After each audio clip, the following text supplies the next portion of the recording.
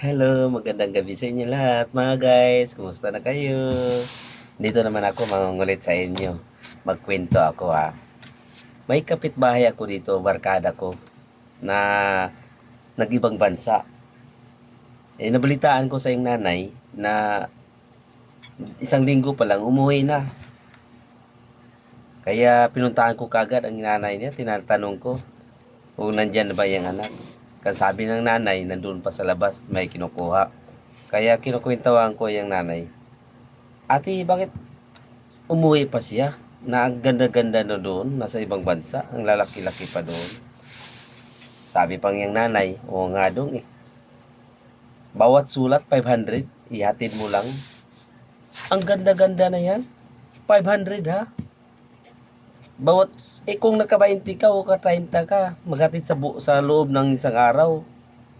Ang dami ng pira mo. Sa loob ng isang taon, maipon-ipon mo lang yan. Maya-maya, dumating na. Dumating na ngayon ang kwan. Ang barkada ko. Sabi ko, bay, oh, isang linggo pa lang pauwi ka na. Oo nga bay, sabi ba niya. Oo nga bay, hindi ko kaya. Bakit? Kwan ba? Mahirap ba yung maghatid lang ng sulat? Hindi naman. Oh, ang ganda-ganda na yan. Bawat sulat, 500? Ano bang kwan yan? Malaki? Sobre lang? Sobre lang? 500? Naku po.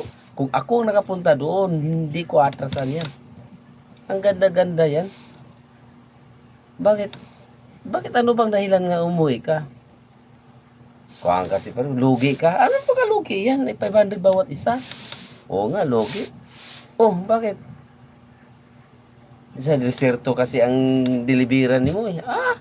Okay lang yan. Basta ang importante, makahatid ka na ng 5 o 10, panalo ka na.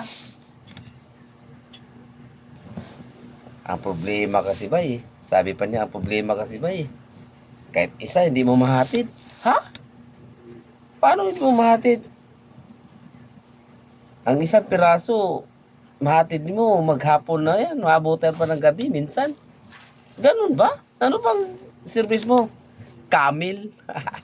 Camel pala sa deserto pa naglalakad. Camel pa ang service. Ako.